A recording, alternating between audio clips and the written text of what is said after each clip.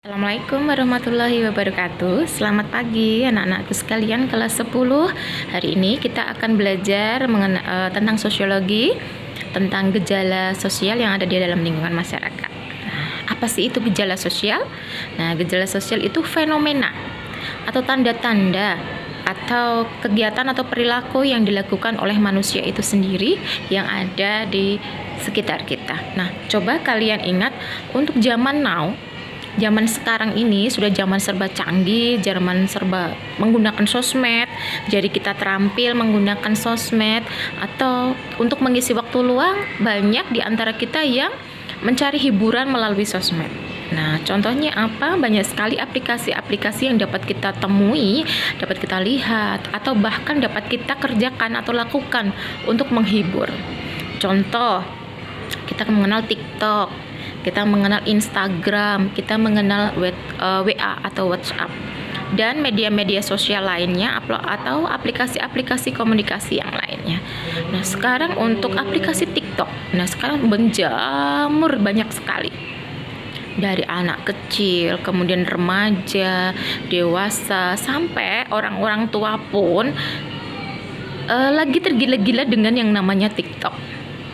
Memang kita tidak bisa terlepas akan hal-hal yang seperti itu. Nah, kita karena mengikuti zaman. Jika kita tidak bisa mengikuti zaman, maka kita akan terbelakang.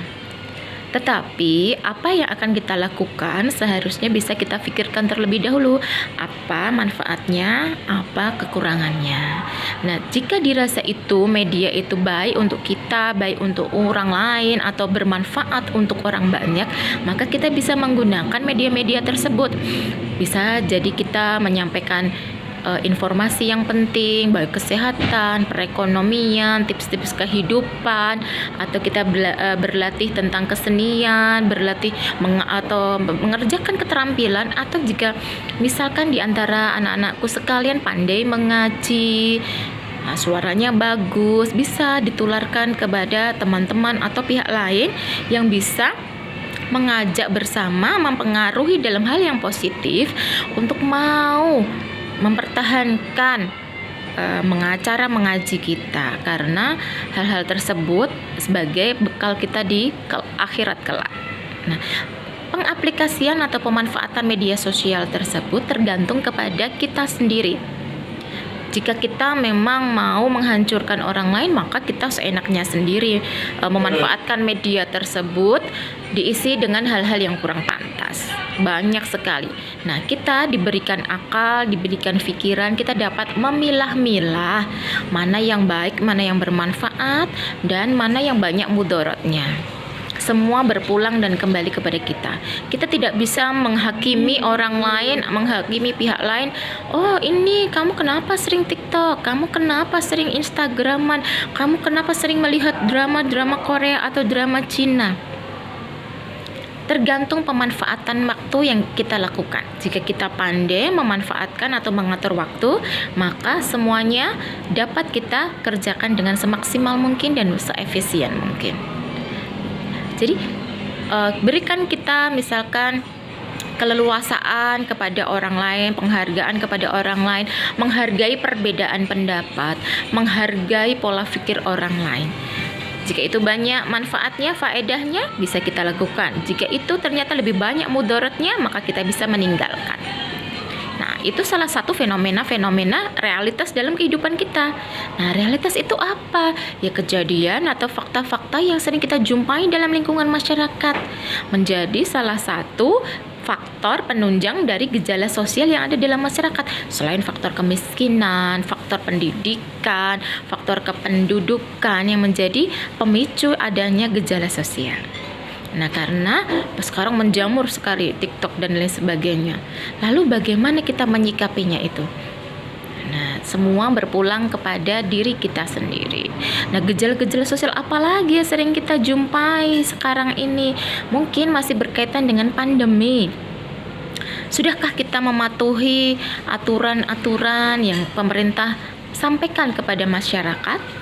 Apakah kita patuh ketika ada pihak-pihak berwenang yang hanya baru menegur kita, baru kita patuh, atau kita tetap patuh terhadap aturan meskipun tidak ada pihak yang berwenang menegur kita? Semua kembali kepada diri kita sendiri-sendiri.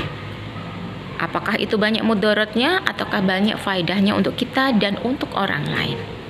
Nah, alangkah lebih bagusnya, lebih baiknya jika banyak faedahnya untuk diri kita dan untuk orang lain, maka kita akan mendapatkan pahala. Nah, untuk gejala-gejala sosial yang ada, kita tidak terlepas dari masyarakat. Apa itu masyarakat?